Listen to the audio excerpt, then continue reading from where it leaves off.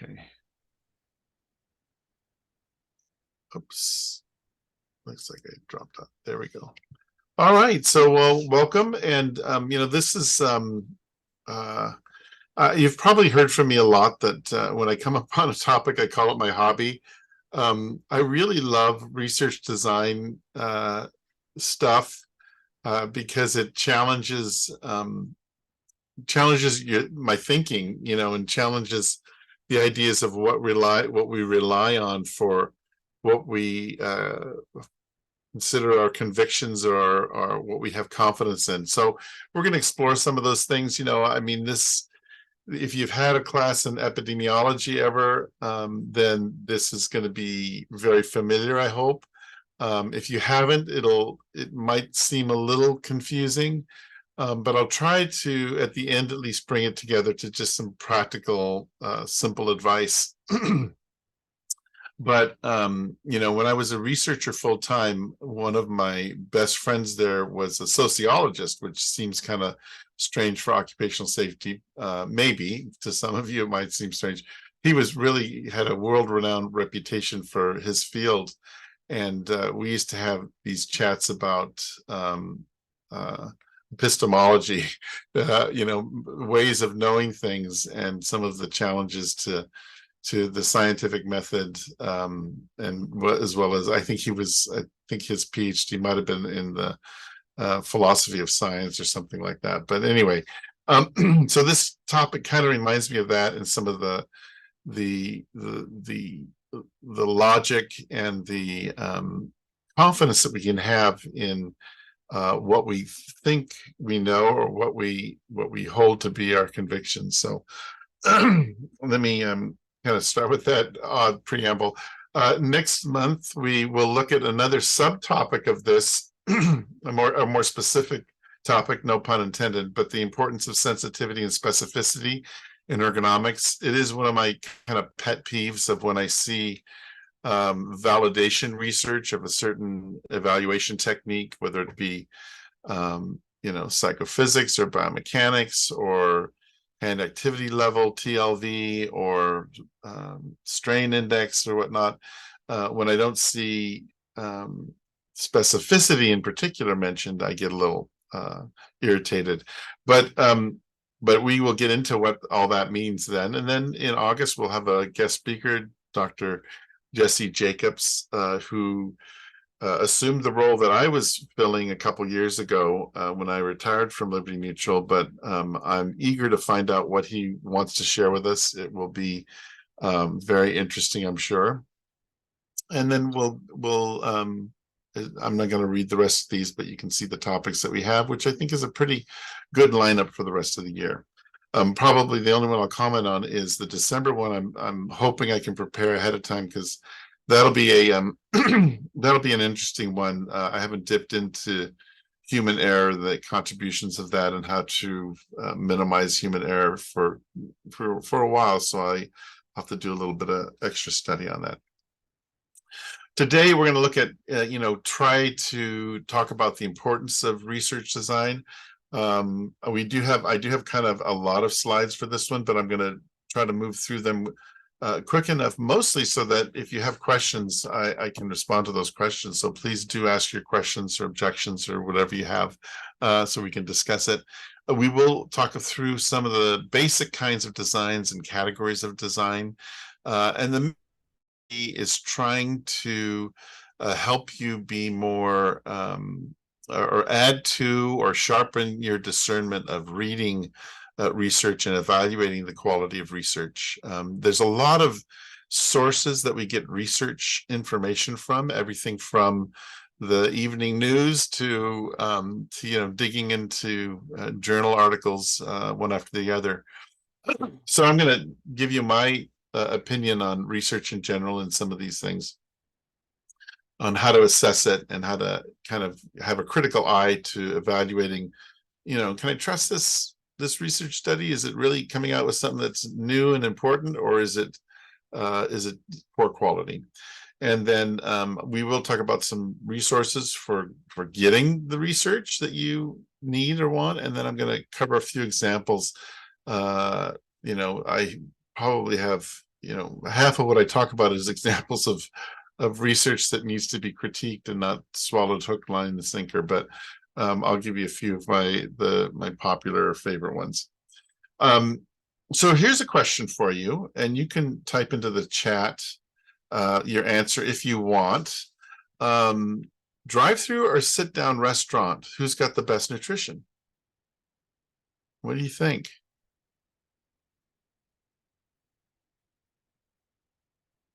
Waiting for the chat to appear. And some of you are saying, I haven't had breakfast even yet, so please don't talk about nutrition or restaurants. Yeah, so we got one answer in the chat.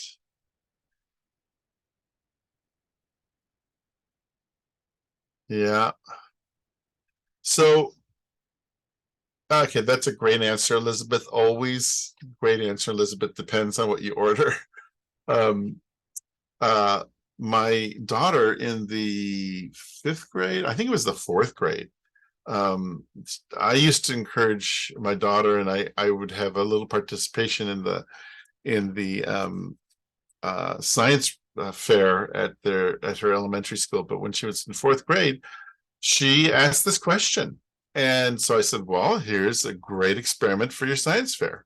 So she went and she researched a number of key elements, calories being one of them, sodium content, fat content, and other things that we traditionally, and I'm not a nutrition, a dietitian or nutritionalist, but there's things that we generally accept as indicating nutrition, and asked a number of different restaurants and fast food restaurants as well as sit-down restaurants, what their most popular meal was and what was what were all the nutritional details of each of those. And the answer is not what I would have expected, which I would have personally expected. The sit-down restaurant would have had better nutrition. The drive-through actually had better nutrition. And one of the calorie busters, by the way, for the sit-down restaurants, and this was for a dinner meal, was anyone guess what the calorie buster for the sit-down restaurant was that the drive-throughs didn't? Exactly, Melanie, the alcohol. I was shocked at the value of the calories for the alcohol. I'm a what I'd call a very occasional drinker. But I was like, what? That many calories for a glass of that? But so we have to kind of challenge our assumptions sometimes. Now, if you don't drink during meal, but they've said, and usually somebody will order this with their dinner meal. So, all right, so we challenge that. So the other, that's a very kind of practical question in a certain sense, because we all eat. But what about this question? What are some of your strongest beliefs about how to prevent injury-related loss? I'm not going to ask you to list them, but just think of those things in your head, and the question to ask is, what's the basis of those beliefs? Is it a tradition held within your field or our field? Is it something you've heard many times over? There's so much information that we get in our current day and age, but so much of it is what we've heard, and we don't really take a lot of time to challenge those things. I will ask you to do certain kinds of things in terms of evaluating research in this talk today, but the truth of it is, even me in my daily life, I've heard this, and the truth of it is, I haven't researched it, and I haven't seen what the evidence is on many of the things that I buy. I'll give you an example of something that I probably had a non-common opinion on until I started to actually research it myself, and that was on climate change. I had to teach on climate change at CSUN this last semester. And, I really wasn't certain because I hadn't looked at the evidence.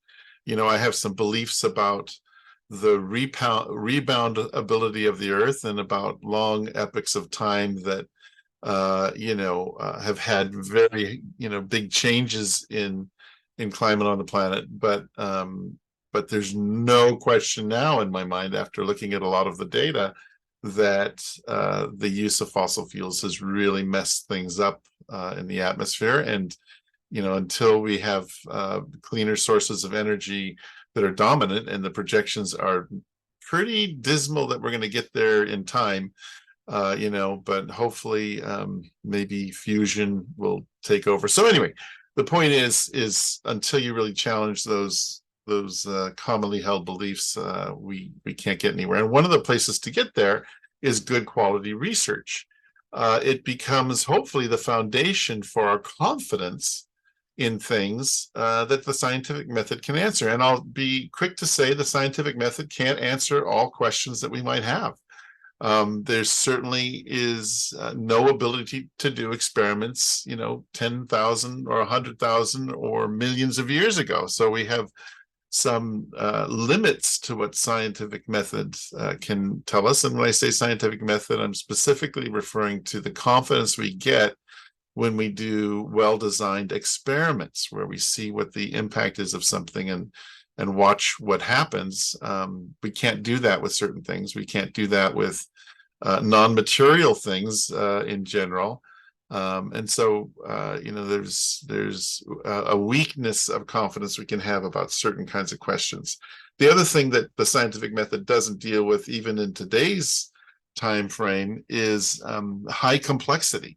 Because with high complexity, there's so many potential interacting factors that the math alone can't handle that many associations and correlations and nonlinear relationships that might in fact be true and underlying certain processes or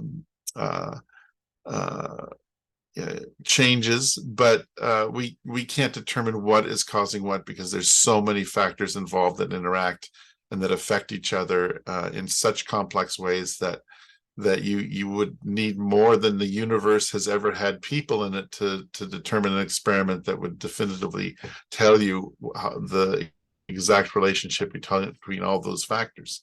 It's just a matter of math not being able to handle complexity real well. So it's, so we have some things that are challenges. And that's despite AI, by the way. We have better AI when it comes to the complexity than I think we'll ever have in any kind of computer system.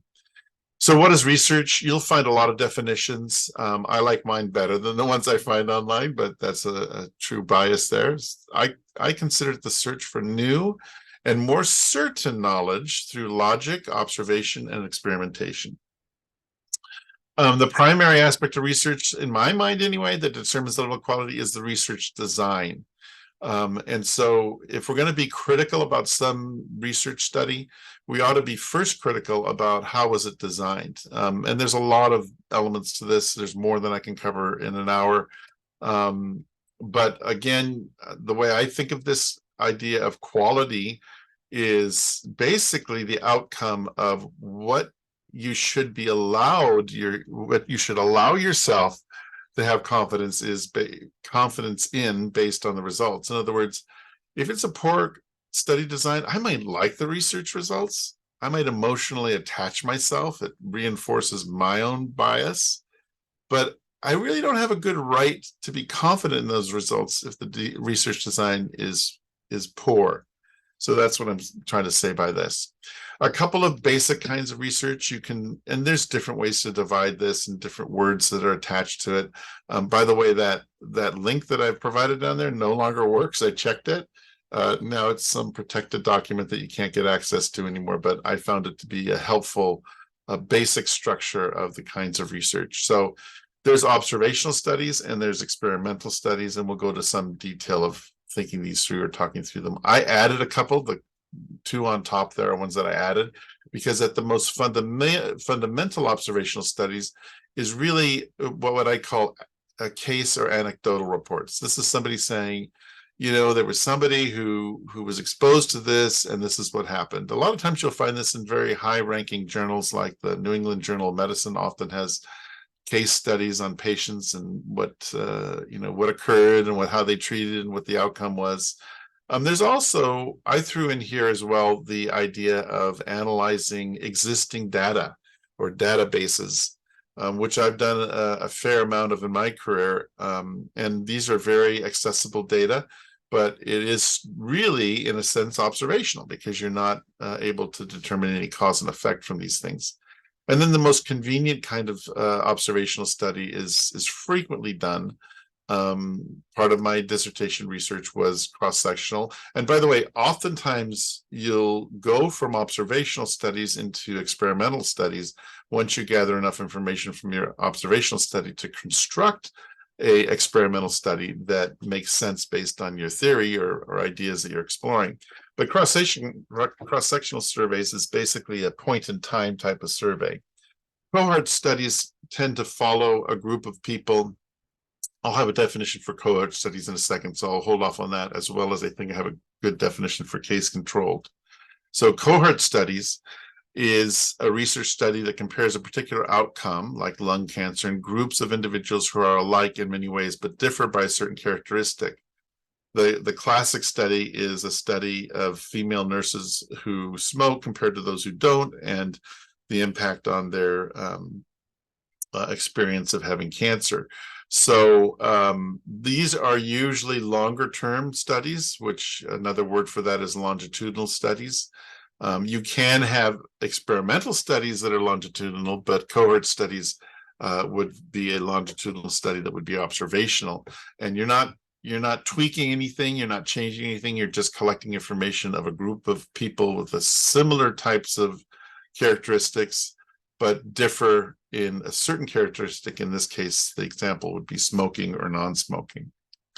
Case-controlled studies are a little different. It compares two groups of people, with one with the disease, one group with the disease, and the other without the disease, and then basically tries to find out, hey, what's different about these groups, either demographically or pre-existing conditions or exposures that they might have had that give rise to that. So that's the idea here. And these are, again, all forms of observational studies. So if I ask the question, the people who lift a certain way, and of course I have to end up defining what a certain way is, have more back pain. And if I find out that they do, then if I change the way people with back pain lift, and there's a lot wrapped into that statement, by the way, of course, because how do I change them? Well, do I train them? Do I give them, shock treatment to make them lift a certain different way? But the idea is, once I observe if people lift a certain way and they have more back pain than ones that lift a certain way, I don't know what that way is, and I have certain personal biases, but if they have more back pain, that's observational. Then I can lead to the experimental thing of trying to change the way those people that have more back pain and lift a certain way, if I change it, will I prevent the back pain? And those, by the way, that progression of questions is important to ask, because just doing the observational, I don't really know that, maybe they lift a certain way because there's something within them underlying that comes out as a certain lifting technique, but in reality is something physiological internal that you can't see. And if that's the case, if I change the way they lift, they'll probably still have back pain because I haven't changed the real underlying reason. And this is, one of the examples of the progression of research to determine the root realities behind what we observe on the outside. Experimental studies roughly can fall into two groups: randomized controlled trials, which is kind of the gold standard of what high quality research is. And those randomized controlled trials, by the way, can be either in a laboratory setting where things are very controlled, or in a field setting where things are not as controlled. And there's pros and cons to both. I'll show you my bias in a minute of what I prefer. And then there's quasi-experimental designs where the idea is we can't randomize, we can't randomly assign subjects to a certain group, either because of ethic reasons or practical reasons. I think I might have an example of that as well. I mean, here's basically the idea behind randomization.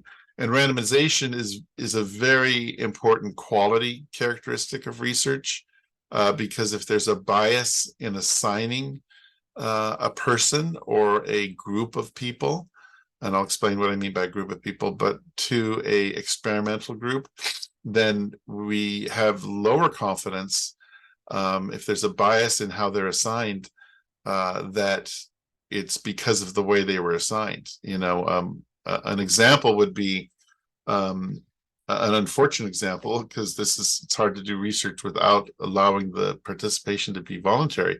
But an example might be, you ask for volunteers to go into the experiment. So you have a group of people that aren't experiencing the experiment, the experimental change, and you have this other group that voluntarily wanted to. Well, maybe the voluntary nature of why they wanted to do that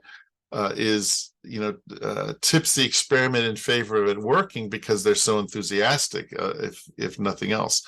Whereas if we actually randomly allocate them to the experimental another group, it's better. Another part of this that I'll mention right now is that in that random allocation, it's best if everybody is blinded to a number of things. Number one is they're blinded to whether they're actually going into the experimental group or the control group. And for the control group to be, there's different kinds of control groups. One control group you can think of as nothing out of the ordinary happening to them. That would be a kind of traditional control group where you don't do anything to them. But really a better control group is what we would call a sham or placebo group, where they receive something as similar to the experimental treatment as possible, but not having the secret sauce of that, so to speak.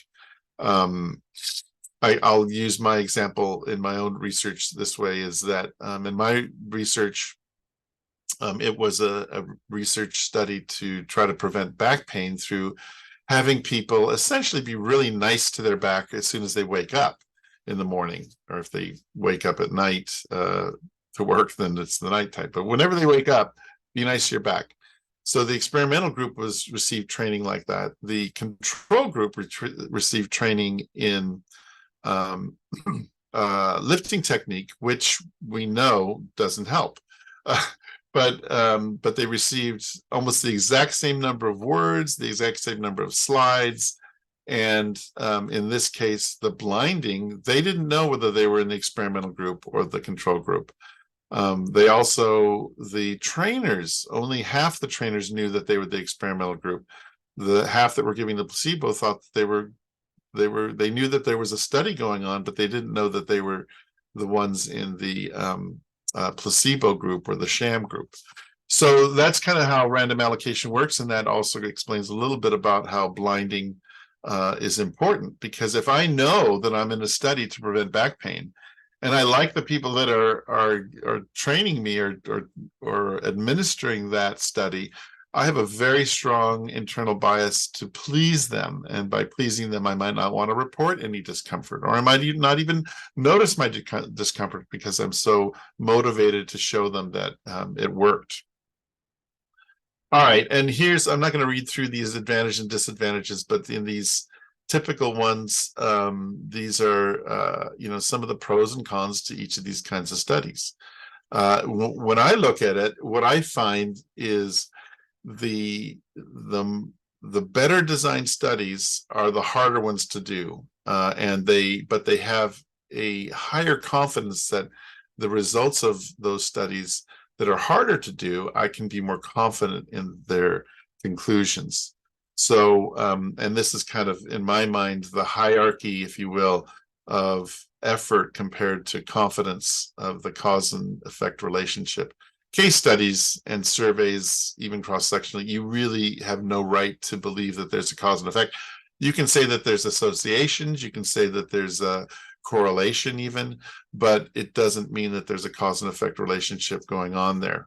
It's helpful, but until we actually experiment, we really can't be sure what's going on.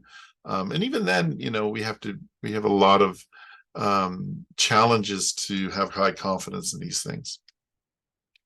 One of the things that I do like, though, and it is one of my summary recommendations, is to look at literature reviews and meta-analyses. And both of these look at multiple studies at once, and both of these types of things apply quality criteria on the research.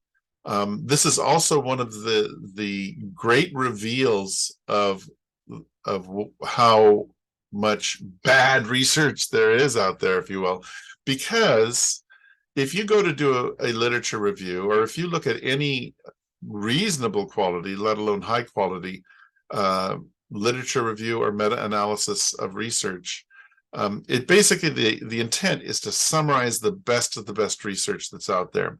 Well, when groups of researchers, these can be done alone, but usually it's groups of researchers, when they go to look at a topic and do a literature review or meta-analysis, they will apply certain quality criteria to the research that they will accept into their analysis. And inevitably, whatever topic you pick, you'll find hundreds to tens of thousands of articles on that topic. And as they apply the different criteria to it, and as the evaluators read the abstracts and look at the study designs and evaluate how good the quality of research is, without question, a literature review will rarely have around 100 studies out of thousands that they've selected. Almost always it's a handful. It's 5 to maybe 20 at the most studies that have been included. That just gives you an idea. And with those, you'll often read, there were none of high quality, and there were, half of them were moderate quality and the rest were low quality. And so the message there is that most research that gets published, even in peer-reviewed publications, is really not that good. So we don't have, you can't just take hook, line, and sinker any study that comes along there, because scholars are telling us by applying these rules of quality, they're essentially telling us that most research is bad, and you shouldn't even consider it in your summation of what's going on. Anyway, getting back to this, the big difference between a systematic review and a meta-analysis, they both review and apply these criteria, but with the meta-analysis, they actually look for ways to combine the data from those studies that they've selected, so that you get a bigger, more confidence in the numeric analysis of those conclusions. And by this time, you've read everything on the screen, so I don't need to tell you any more on that. So in accessing research, my wife is a librarian, so sometimes I access research through my wife. But my favorite go-to, and many people I'm sure have criticism of this approach, but my main go-to is honestly Google Scholar. I like the features. I can very quickly, with a good search criteria, I can very quickly get to it. So we'll talk a little bit about how it works. Just a couple little tiny notes on how to query it with a little more complexity, and then I'll talk about some of the features of it, and then after that we'll talk about getting full text articles, because it's important to not just read the abstract. You need to read some of the details. I'll talk about what characteristics are with better journals. And I'll also talk about some bad journals, and then we'll talk about books. So that's kind of an overview of the next thing. So Google Scholar is essentially, and not completely, because I'm sure it's a very complex algorithm, organized by the number of citations. Let me go to there, and then I'll come back to this. Let me escape out of here. Go to Google Scholar, and then actually I'll ask you to look in the chat. Okay, so somebody give me a topic, any topic in the chat. First one wins.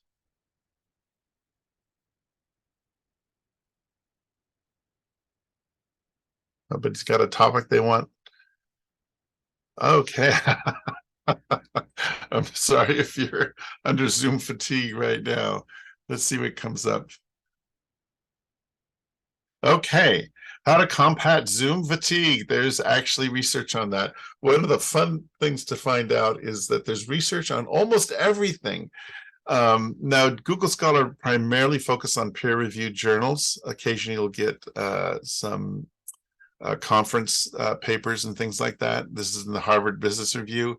It's they usually list the article that has the most citations on the topic that you've put in there. They usually list it by the number of other articles or other people that have cited them, that have referred to this article. And that's in general the way it's cited. And you can see that. And now there's a little, there's one down here that has more citations, but according to their algorithm, maybe because this is more recent with a higher rate of citations that's here. I don't know exactly. But you generally, as you go through it, you'll find fewer and fewer citations, and some exceptions here. I didn't realize so much was published on this topic.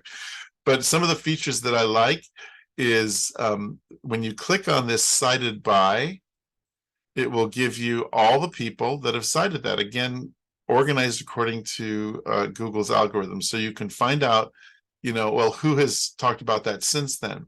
You can also go, and within the people that have searched it, you can click this little box and search. I'm going to just put this in. And then it gives me the 39 results of that actually have used the word ergonomics in it for some reason. Okay, so you can search within the ones that have cited that. Let's see if we can get back there. Okay, the other feature is that I like a lot when I write a paper or when I do something is you can click on this these little quotation marks here, and it'll tell you how to properly cite that article in the various formats. And if you use one of these bibliographic tools, I use EndNote, when you click on that, it will save a something that if you open it, it'll automatically put it into your bibliography manager. Let's see, you can also click on related articles, and it'll give you articles related to that also are similar to do that. Yeah, these are related articles, even though it includes the same article. What else? There's different versions on the side here. It'll give, these are all available full text for free. Almost all of these are, probably because the topic is more of a popular topic than an academic one for the most part, not that it's not completely academic.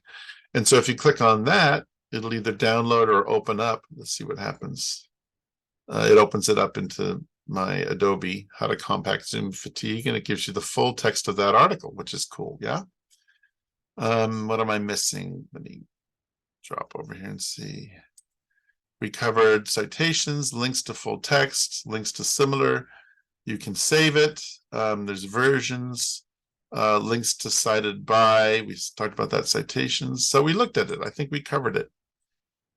Any questions on that? If you haven't used Google Scholar, I think it's helpful. There's more to explore there than I've even covered, but hopefully that's a helpful little tour. It's searching in Google. You can search, phrase. It can get kind of complicated. Actually, I'll go back and show you one more thing. And so if I go Zoom fatigue, it's already automatically saying Zoom and fatigue. So that's the way Google Scholar works. You can also ask for something to be excluded. I'll show you an example of that. And then you can use the or term, and you can nest these things in parentheses if you want to. Let me go back. That I was going to show you over here. If you go advanced search, by the way, it lets you restrict it. Maybe I want Zoom fatigue only in the article title. Right now, I had 187,000 results. If I ask for it only in the title, I narrow it down to 318 that only have Zoom fatigue in the title. Some more advanced search. I can ask for who one of the authors. I don't know who to ask for Zoom fatigue, but I could ask for Duffy. Oh, no, spelled it wrong. Drury. There we go. And this is the articles that Duffy has been part of the authorship, and you can narrow it down by dates as well. So some pretty powerful tools for doing that. Oh, I said let me just go back to the Google Scholar. Let's say Zoom fatigue minus without a space Microsoft. For some reason, I don't want to see Microsoft in there. So now it got rid of about 10,000 references that also mentioned Microsoft in there. So you can do those kind of helpful things. At least I think they're helpful. And you can use or, like, let me give you, I have time for this. Yeah, I have time for one more. So let's just I'll take a new one. I'll say, and you can put things in quotes so it takes them the exact phrase. Back pain, injury, or, and you have to capitalize or if you use it, pain, minus sciatica, for whatever reason. But that just shows you how the terms you can use to narrow down what you're looking for. Okay, so hopefully that's helpful, or if not, slightly entertaining. There's other sources. WorldCat is commonly used by librarians. PubMed, it feels a little more official and governmental because it is, but it doesn't necessarily have better algorithms. And there are specific databases that cater to things like news or particular discipline or topic. Not as a last resort, but as a common resort for me, you can ask a librarian and they will amaze you with what they can find. If the one you talk to doesn't amaze you, go to find another one. And there are online Ask a Librarian resources through your public library or through university libraries. Getting full text, as you saw when we went into Google, you can get a lot of them right from Google. But if you encounter one where the abstract, let's go back there just a second again. Sorry, I don't mean to make this all about Google, but if we go back and we see this one here, epidemiological aspects on low back pain in industry, which looks interesting. It was published way back in 1981 by Gunnar Anderson, who I know that author. I don't know him personally. Cited by 1,000 people. So this is a big one, but it's not available electronically. There's no PDF here. So if you really have to have it, when you click on it, usually you'll get to read the abstract. So here's the abstract and you go, oh, I've got to have that. Well, there's full text links here. So we can go and try that, but most likely it's not going to give me a full text. It's also not going to be very fast. Let's accept those cookies. So the journal spine has it, but if I want to get a full text, if I want to download it, we'll see what happens. I'll download it in PDF. Oh, okay. Well, in this case, it may have. That didn't work, so I'm going to try to reload. Okay, in this case, it gave it to me. So there's a good example of, even when Google Scholar says it doesn't have it, if you try to follow it through to the links, and let's see if this worked. Yeah, that did get it to me. So it gave me the full text. So that's cool. So that's not a good example of what I was trying to show you. But let me see if I can find another one. Here, hang on. Let's find another one. Here's another one, Managing Low Back Pain, 1988. Abstract, full record.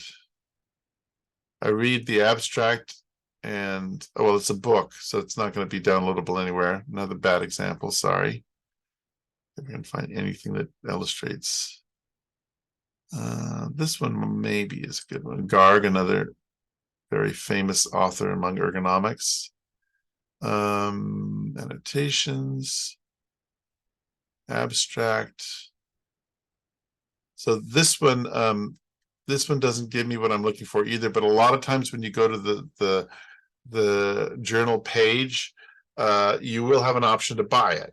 Sometimes like, $50 for 24-hour access to the entire, issue, or, $35 for that one article, whatever. So that's a possibility as well. But don't lose heart. You generally don't have to pay for these things. Sorry, trying to get rid of. Oh, come on. There we go.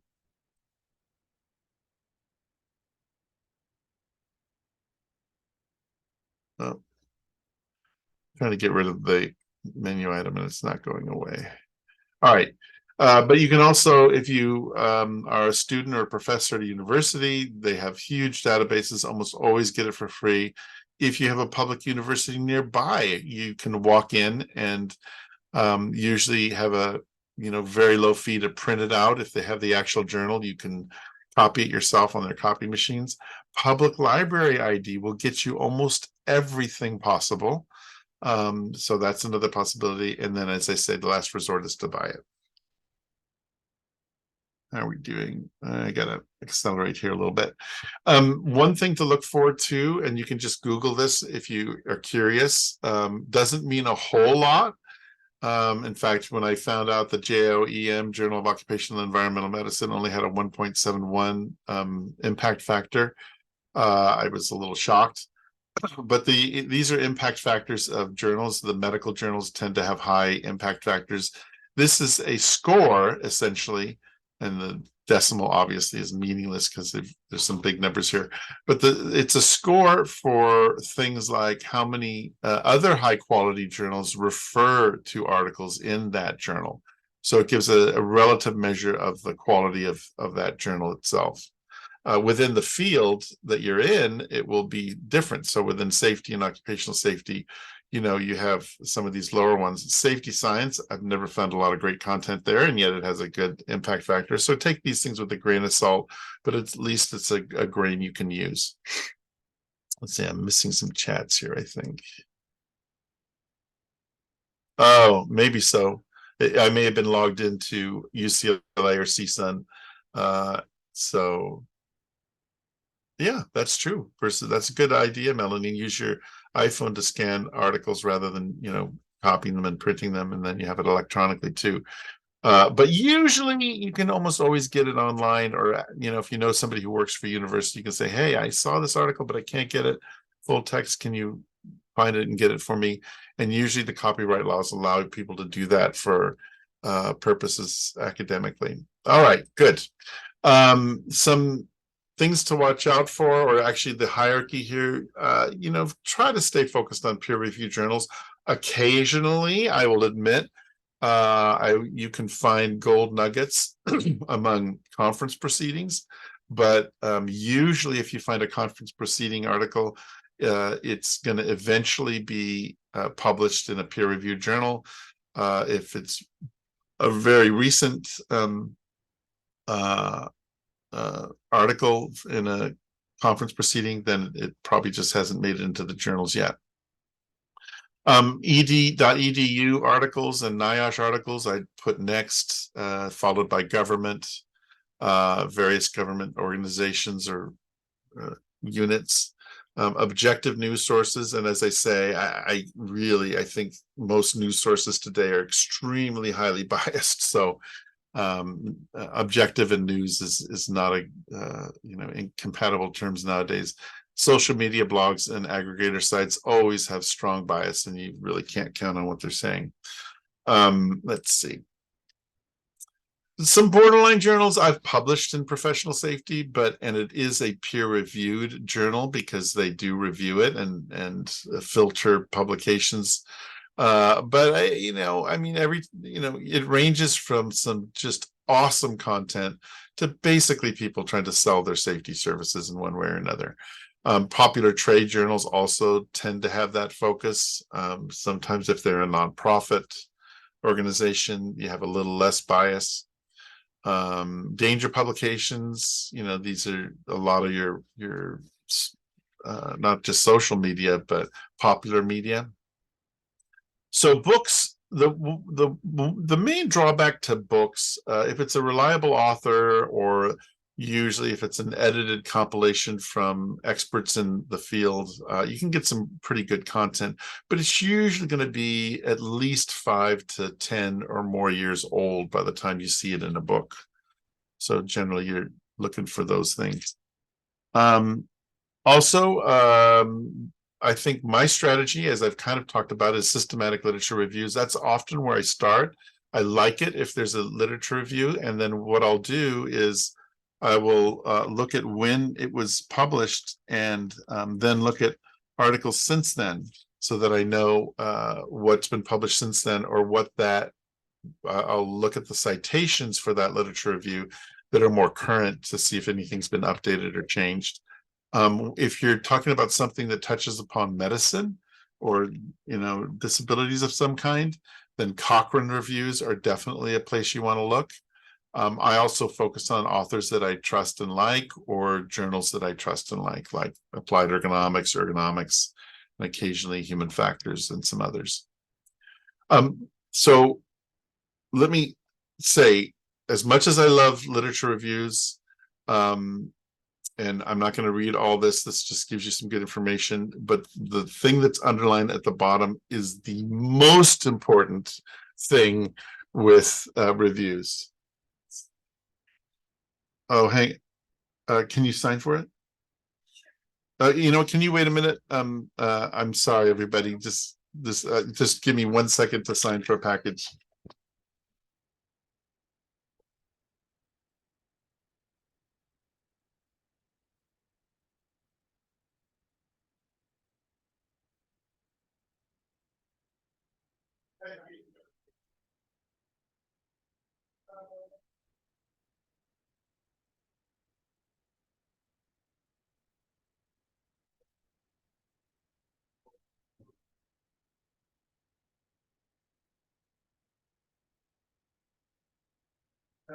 Oh no, we're gonna take it back down. Sorry, thanks. Thank you so much.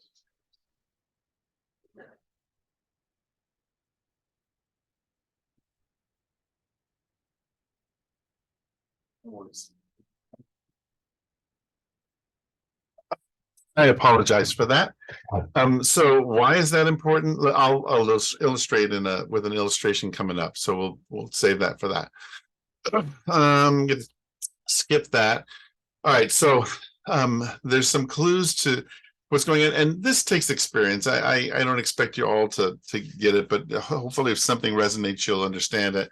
If the person writing about it is in a different field than the topic, that's a little red flag to say, do they really know what they're talking about? Sometimes the university attended, we all have our kind of biases about, what universities are teaching the best. Watch for their affiliations too. There's usually a little footnote that tells you what they're affiliated with. If they're affiliated with something that sells something that is consistent with what they are talking about in the research, a little red flag should go up there. Sometimes some journals will require them to declare those conflicts of interest. Watch out if they say something and they don't give a citation for what the source is. So that's the no citation of sources. Look if there's ads on the page. That's another red flag that you're probably not in a peer-reviewed journal, perhaps. Again, if they have a product to sell, lack of credentials. Are they talking about something that they don't have a credential for, that there could be? And the truth of it is, you can assume a bias. Every researcher out there is going after something because they think that it's true. Now, I will say that there's a green flag, I think, is when you find a researcher saying, hey, you know what, we found something that we didn't expect. We really were expecting this, but we found this. And either we can't explain it or we think it might be because of this. And so that there you have somebody who has set aside many of their biases to accept the reality of the data that they collected. So look at the study design, look at the sample size. If you're talking about 3 people that are university students, you probably don't have confidence that it applies to your broad range of industrial workers. Look at the subject demographics. If these are in peer-reviewed journals, these are essentially required to report the basic demographics, the distribution by sex and age and employment status and all kinds of other things. And if you see a big discrepancy, you might go, well, of course, you got this result because they started with 5 times the back pain of your control group. Of course they're going to have a huge reduction. So be tipped off to things like that. And then also be careful about the specific outcomes they're describing. When they say back pain, what do they mean by that? Do they mean any back pain? Do they mean back pain that made me lose days off of work? Do they mean back pain that made me take a medication or see a doctor or a medical provider?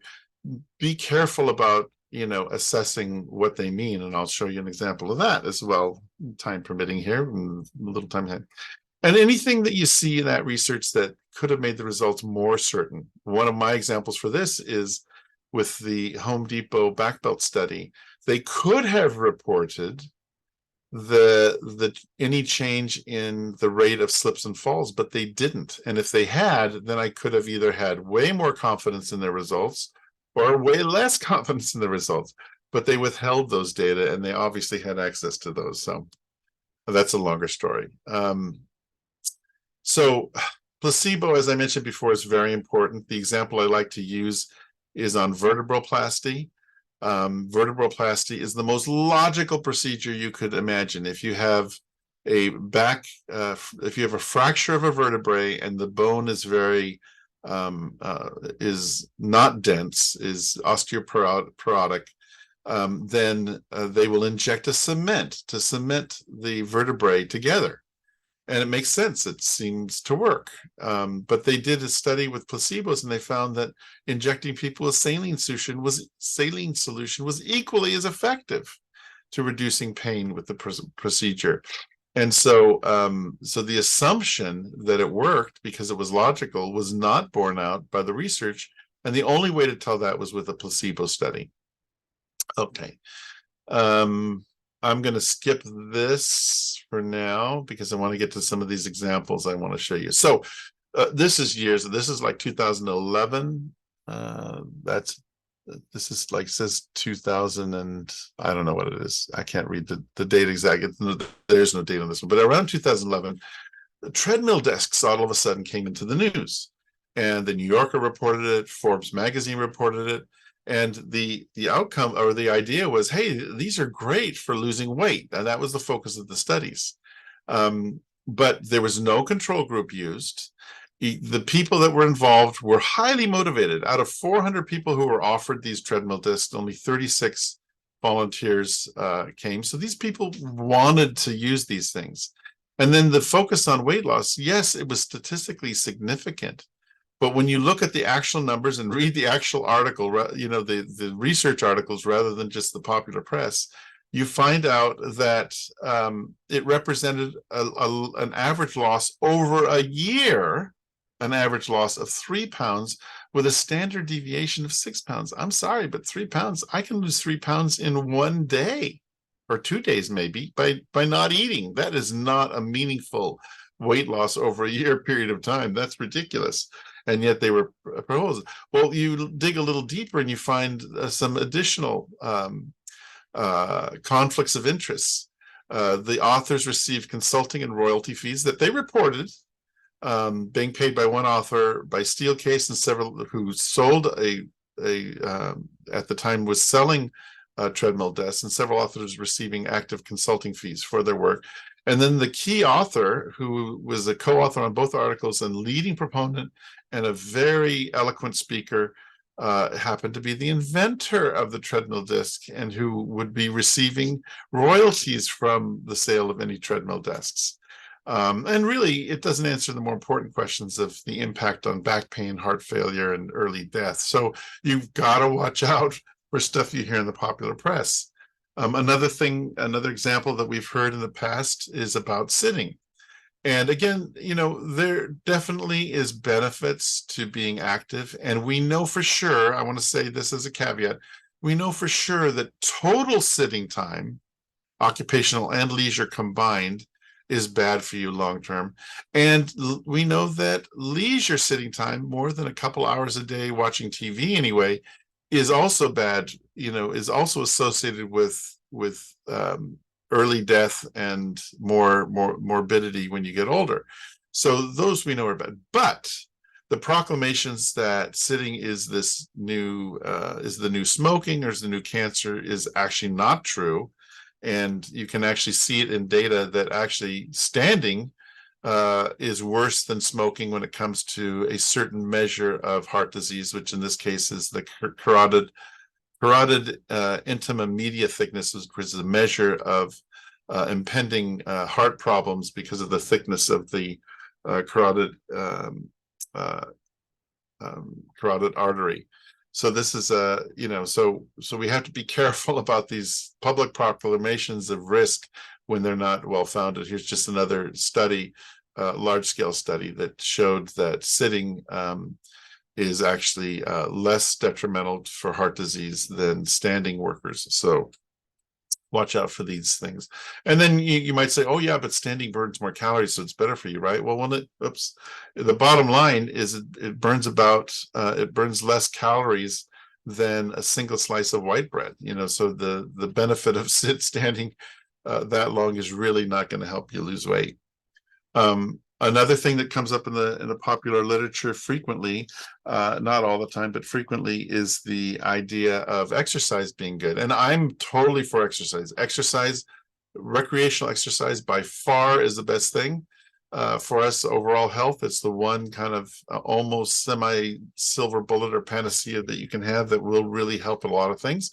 However, when this came out in the press several years ago, you'd read it and then they'd give you these exercises that had nothing to do with the research study. This is pretty intense research exercise, and yet they were basing this based on this recent research study. And here's the research study, and it does look at face value really promising. Exercise alone, 33% reduction in low back pain, and that was out of 8 randomized controlled trials. So the gold standard, 8 randomized controlled trials out of 16 studies that they looked at showed this reduction. It's like, wow, we have the solution.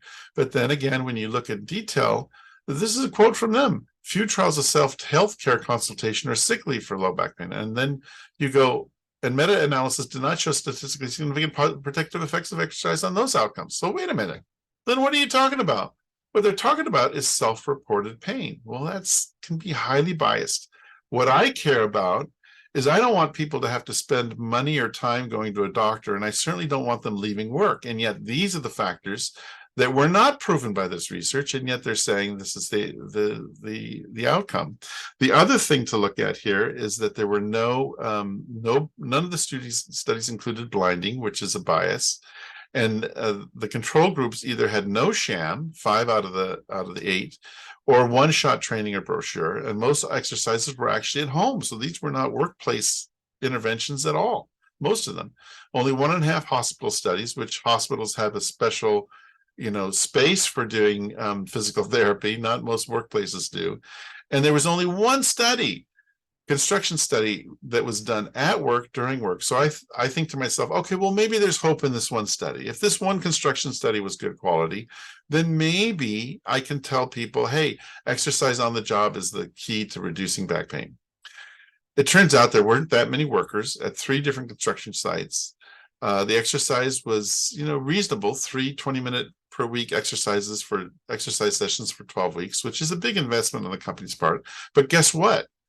This wasn't one of the studies that actually showed any benefit to musculoskeletal pain, workability, productivity, perceived physical exertion, and sick leave with the intervention. So you go, gosh. All right. So I'm going to have to end with this because I don't take you too far over. But I've always found that depending on who you are or what role you're in, you have a different temperament toward research. Scientists will wait forever before they implement anything. Salespeople tend to implement right away before they have, regardless of how much evidence there is, whereas the scientists will want to wait forever for better and better proof. The practitioner, I find myself mostly in that role where, if something's good enough, I want people to take action on it. And with that, I'm going to leave you to read this slide and just re-emphasize, just be discerning, look for biases, be critical. You can count on, you can have the heavy lifting done if you can find a systematic review or a meta-analysis. But by all means, read the articles that they're referring to. If you don't, you're going to be caught in accepting those authors' opinions. And as good as they may have done a job at whittling it down to the best research, their interpretations may not be as insightful as your interpretations on the research that they found. So read those original articles, and you should be in a much better viewpoint to assess the value of that research. I'm going to end with that, but I'll be happy to take any questions for as long as you have, if you have any. Hopefully it's been helpful. Hopefully it stirred up a little bit of, maybe a little bit of sensitivity to research that you would have otherwise not had. So hopefully so. Thank you, Sharon. Thank you, Melanie.